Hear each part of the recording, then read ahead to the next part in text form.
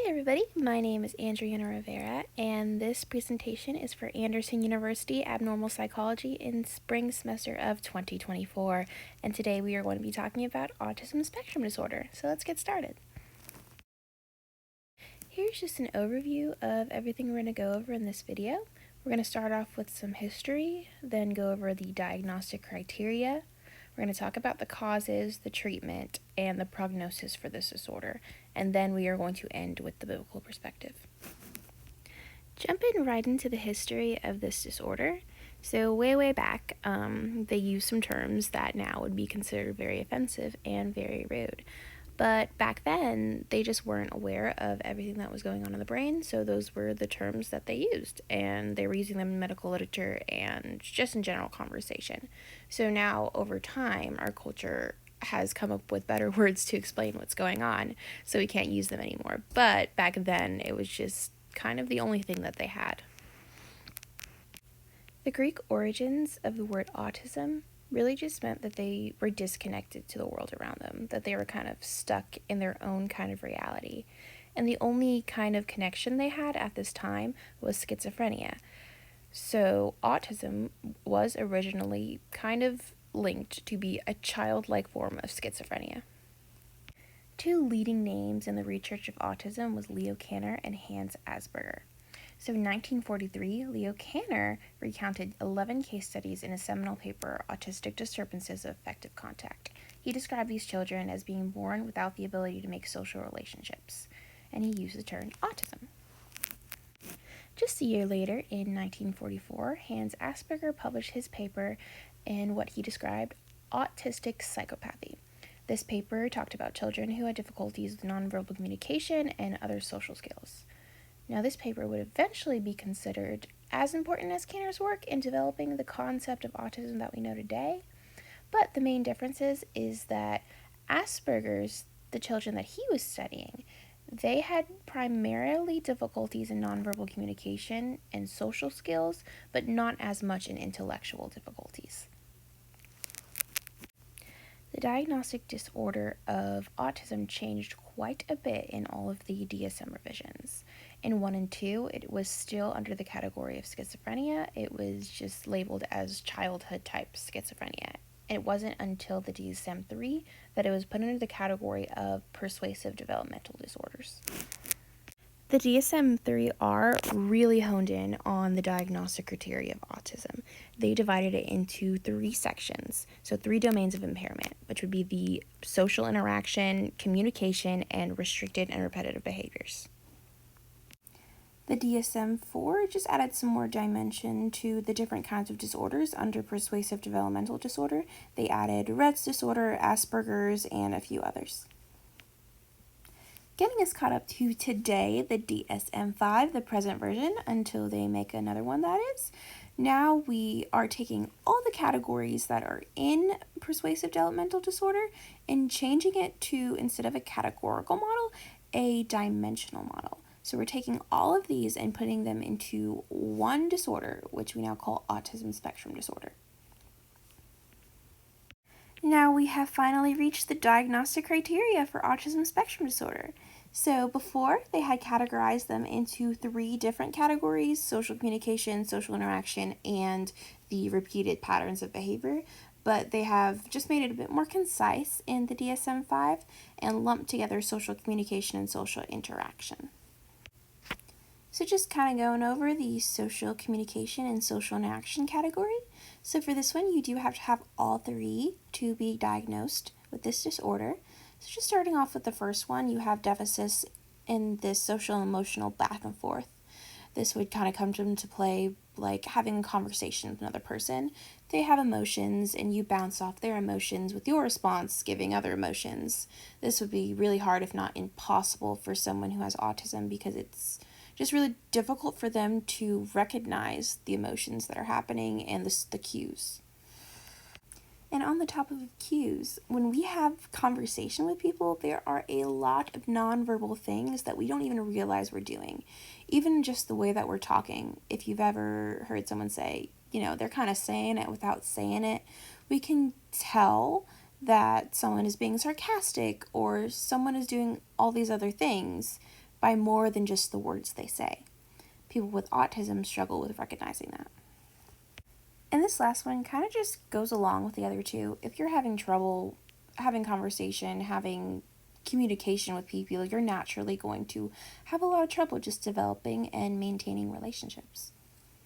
On the other side of their criteria, you have the restricted, repetitive patterns of behavior. And this is kind of going to be what you stereotypically associate autism with. You have the routines, the ritualized patterns, just very excessive resistance to change. I have to have it this way, or I don't know what will happen. So, and then others on that list, you just have those really fixated interests, like usually really into some kind of animal or like dinosaurs.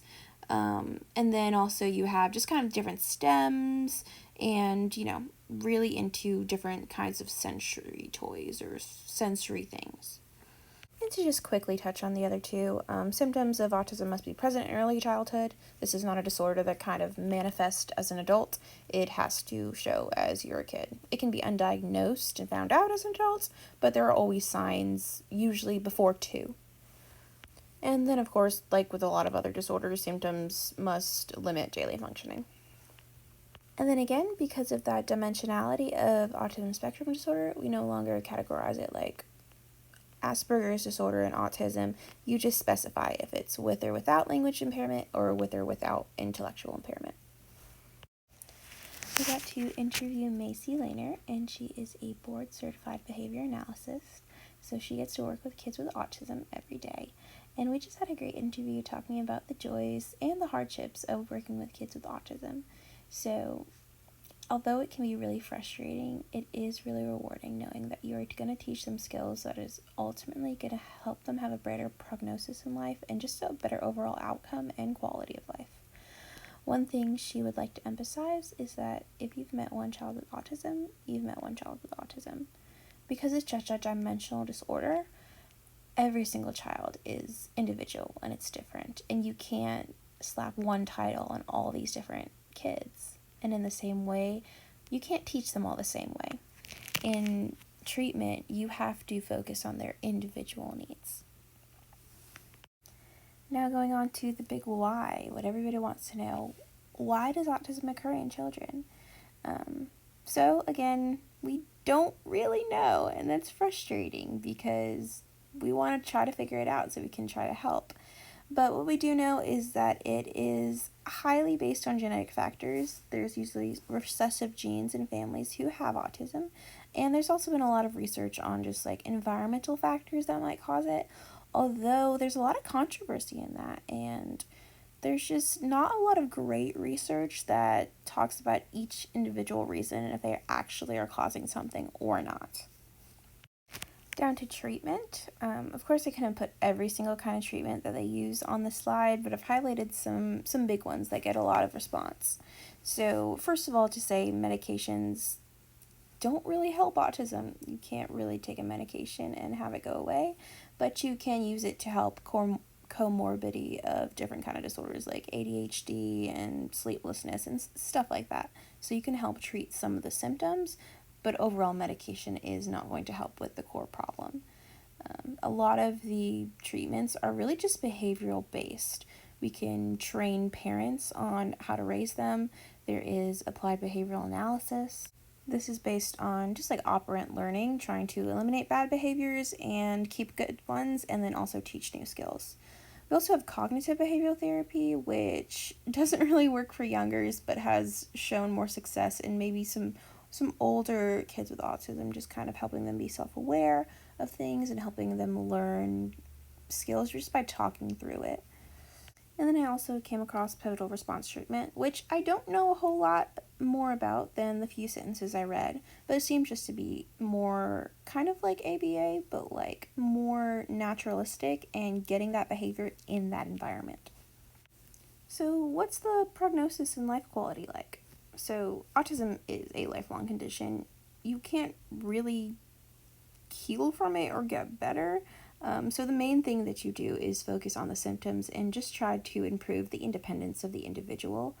In the more severe symptoms, they may never learn to communicate and they may just kind of stay in that own withdrawn from family, just not able to communicate with other people. But the key is early intervention. If you get in there early and teach them communication skills, it can greatly improve their prognosis on life. Life quality factors also really just depend on how severe the certain symptoms are. There are people who have less severe symptoms and they end up entering mainstream schools and going into the workplace.